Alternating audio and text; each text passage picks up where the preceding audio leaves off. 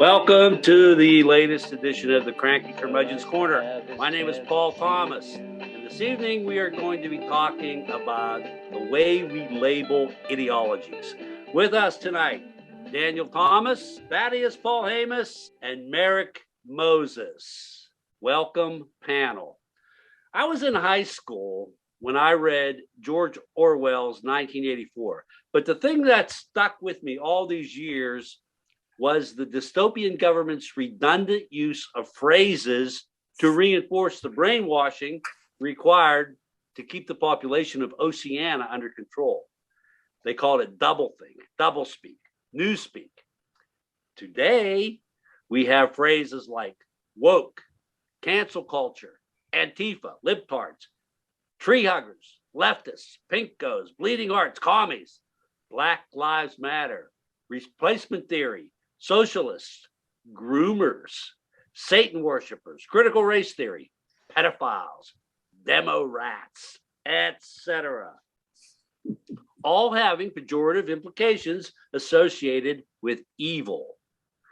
On the positive side, we hear phrases such as freedom-loving patriots, the Second Amendment, thank you for your service, preserving the monuments of history, support our troops, thoughts and prayers. 1776, pro-life, I feel your pain, Christian nationalism, make America great again, Blue Lives Matter, election integrity, etc. The implication with all these phrases being all that is good in America.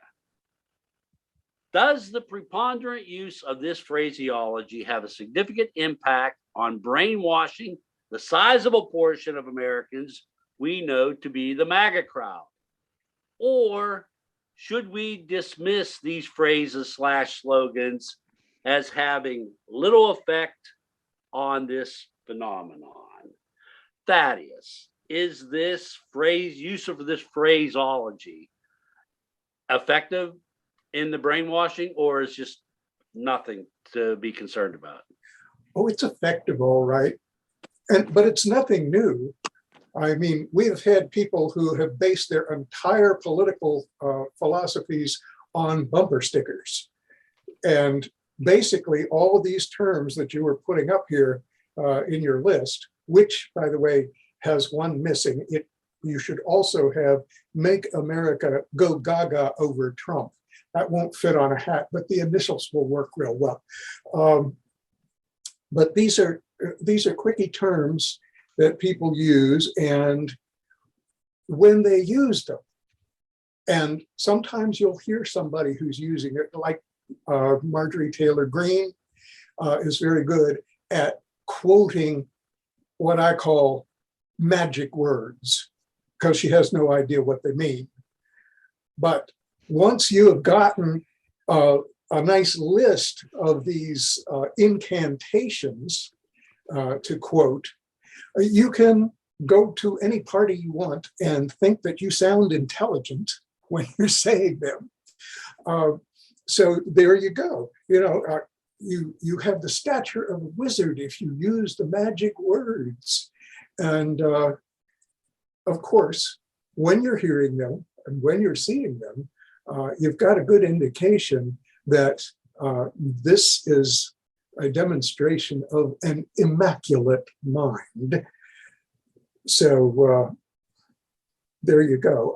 I would also add, as an aside, that this didn't go very well for Mickey Mouse in The Sorcerer's Apprentice. In Fantasia, yeah. Yeah. Okay, Merrick, these slogans, they do effective brainwashing in your mind? So we do know that, first of all, the speculation around Hitler being in the occult. And so when you're involved in these activities, and I'm not making a judgment on the occult, you learn how to control energies and you learn how to control minds. That being said, the repetition, like this is Pavlovian conditioning, repeating stuff over and over and over again, even though it's not true, people will perceive it's true because of the repetition, right? So I believe this is a concerted effort by the far right of the Republican Party, in addition to their Russian friends. I actually do believe that Putin is utilizing the uh, the specter of the useful idiot, i.e., Trump, to infiltrate the Republican Party and to make it decidedly not just anti-American but anti-democracy. And I was telling somebody, I might not look the part, but I am almost 50 years old. Get into that. And I do remember a time when America hated Russia. Like there were like wrestling characters that were like quote unquote Russian that would provoke the ire of the crowd, right? And so now we have a Republican Party that is not only embracing Russian ideals, but it's flying in Viktor Orban, the authoritarian racist leader of, I think it's Hungary. And we need to take a look at that. And then Maryland has not escaped anything because now we have a weirdo far right insurrectionist running for governor. And my thing is this: you need to know. I am glad that this person is running and out in the open because I need to see who the devil is. Right. And so when I see who that is, I can make a concerted effort to protect me and mine. We need to understand where we live. This is not the liberal bastion that people think it is. We are surrounded by Confederates. There's a reason why Lincoln turned the cannons at Fort McHenry onto Baltimore. We need to understand our history and then go forward from there with measures that not only talk about equity, but that talk about Maryland for all of us. That being said, the Republican Party really has a penchant for liars, nationalists, and murderers. So they need to decide what they're going to do. One of the other things that struck me recently, referring to Orwell's doublespeak, they in 1984 he used the phrase "war is peace," which is just completely ridiculous. But that was one of the phrases they were throwing out. But one of the things I saw recently that made me think of that was there was a congressional hearing about losing Roe v. Wade, and there was this leader of this anti-abortion group that was being interviewed or was being questioned by Eric Swalwell from California. And he wanted to bring up the topic about this 10-year-old girl from Ohio that had to go to Indiana to get the abortion. And whenever he brought up the topic, this woman said, "Oh, well, she didn't get an abortion." And he was saying, "What? What do you mean?" "Oh, well, because she was 10, she didn't get an abortion. What occurred with her was not an abortion. It wasn't an abortion." So that was a perfect example right there of Orwellian doublespeak, where because this girl did not fit into what happened to her, did not fit into this particular narrative that this anti-abortion woman wanted to present, she was willing to just say that didn't happen. The abortion didn't happen. Okay, Dan, the slogans, are they effective as far as brainwashing? Oh yeah. Oh, 100%. But everybody does it, or both sides do it. So I don't think this is a one that we can pin on Republicans exclusively. I think they're just more blatant about it.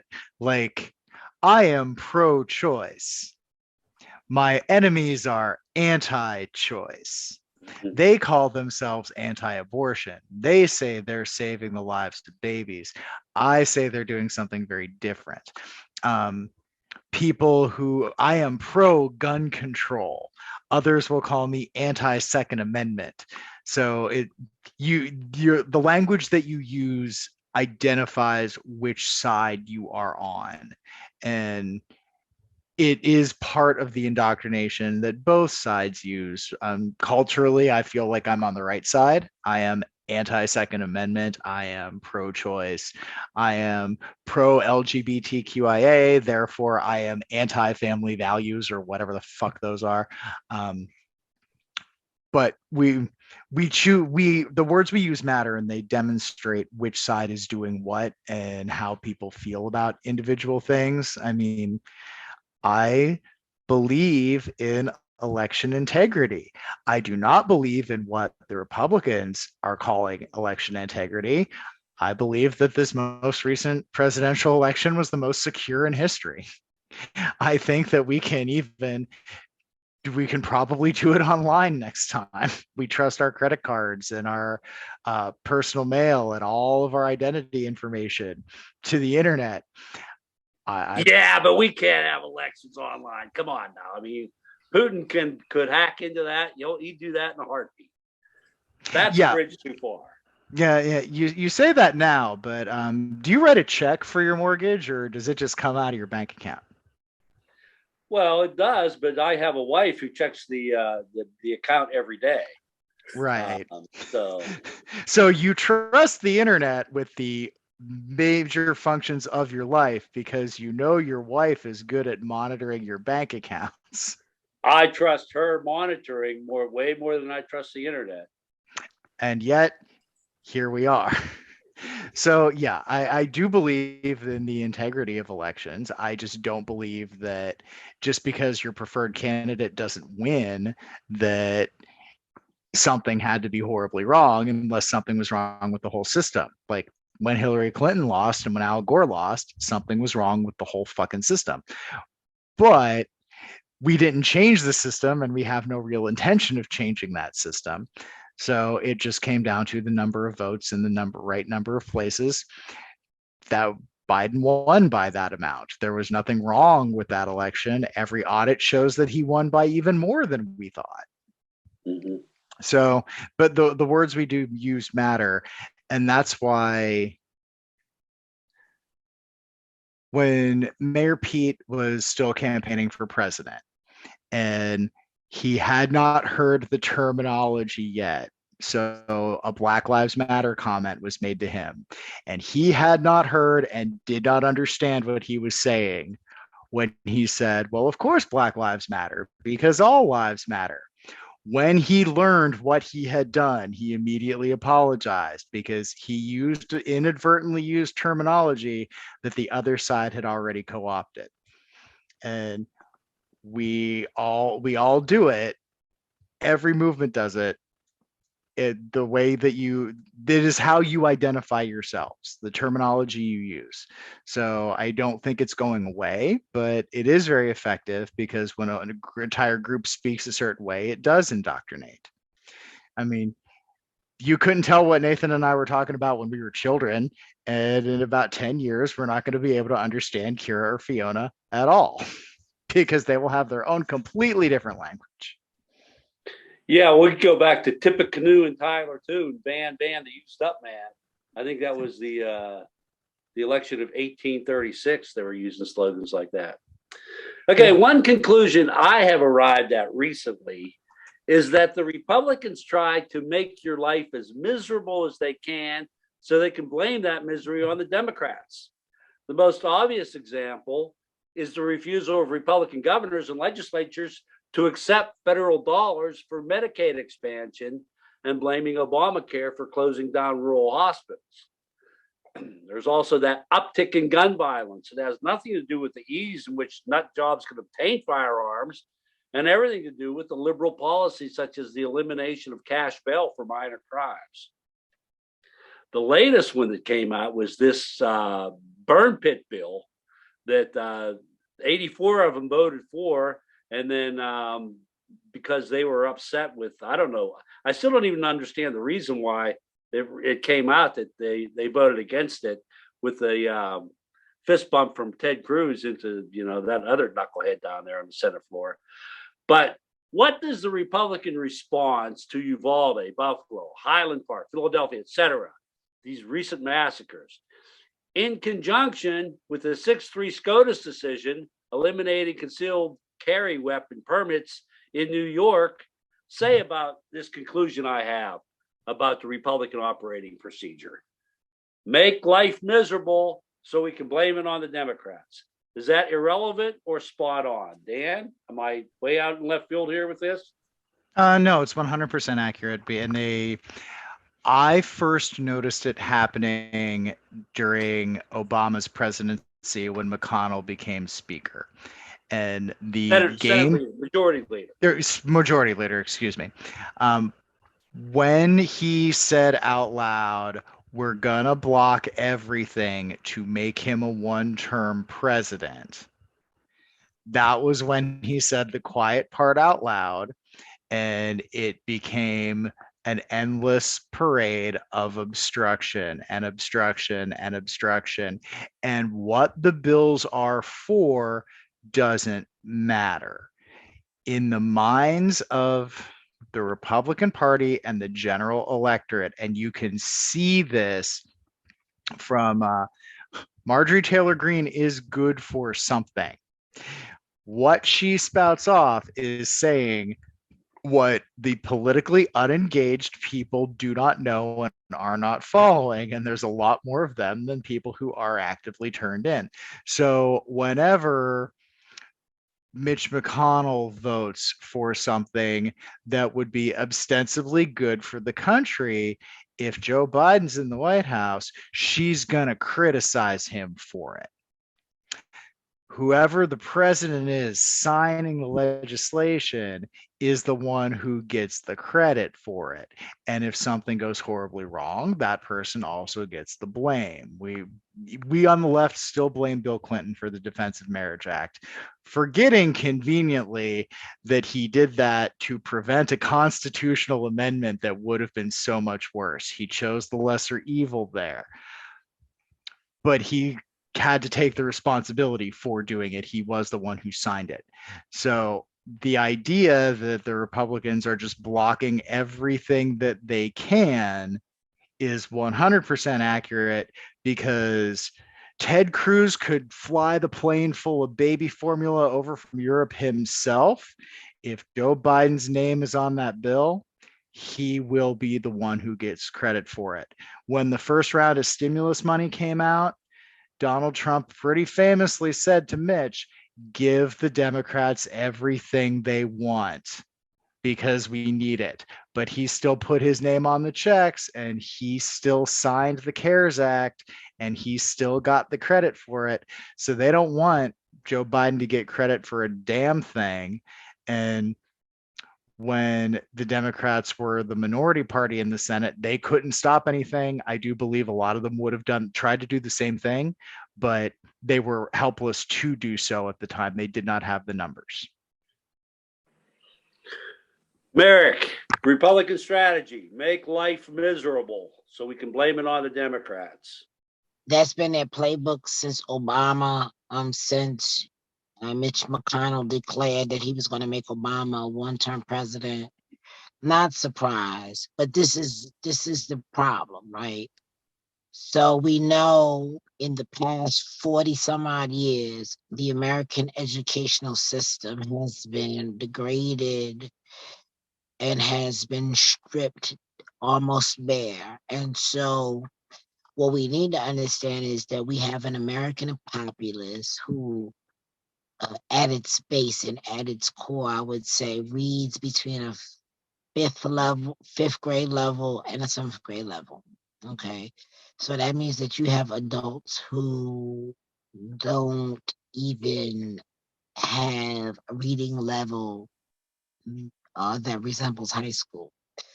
So what that means. So are you saying, Mary, let me interrupt you. Are you saying then that Republicans purposely made education ineffective so they would dumb down America so they could have more people believe their bullshit? Oh, absolutely. And Henry Ford said he wasn't funding education to create an intellectual class. He was funding education to create good workers. So in their minds, good workers don't need to think, they just need to do. And so what we have to understand is that we live in a country filled with ignorant people, many of which can't even spot America on a map, and these people are voting. They're not going to research, even though they have the world in their hands with their cell phones. They're not going to research. They're not going to look at charts. They're not listening to NPR. They're not listening to none of that. They are listening to whatever makes them feel good and feel excited. Whatever confirms their anguish. And we got to understand that we are living among people that don't live and don't operate on reason. They operate on emotion, and that's dangerous. That's damn near animalistic level. Because your dog, if you said, I hate you to your dog, right? It depends on how you would say it. If you said in a loving way to your dog would not understand the words, I hate you, as we would. However, if you shouted and were angry about it, your dog will understand that you were displeased. That being said, that's where we are with the American populace, and it's a dangerous place to be. We got a good portion of the country that's at least a third of the country that is completely uneducated and has very, very little understanding of logic and how to put things together. That is a powder keg for not only control, but control in terms of they would be primed to the pump to do anything their leader said. And that's what makes this a very dangerous moment. Thaddeus, we got Republicans trying to make things miserable so they can blame Democrats. That was the question. What's your take on it? Well, we're talking about that decision on carry permits. In New York, right? Yeah. Well, just on its own merits, I kind of found that decision pathological. And, through everything else, I couldn't find any sane explanation for that. But it's not the only time that has happened. Recently, whenever there is a shooting incident, some state somewhere in the union does something to relax gun control standards. It's sort of like if there's been a rash of house break-ins in your neighborhood, somebody spreads the word to say, oh, you don't have to lock your doors at night now. It's that close to insanity. So, yeah, when it comes down to, as Merrick was saying, dumbing down the American people, I found it a little sobering this weekend to see a statistic that placed the United States at either 143rd or 146th nation in literacy. Wow, that's pretty terrifying. Low. Yeah, right. Because there are only like 200 and some countries. Right. It's like we're in the lower third. Yeah, that's pretty bad.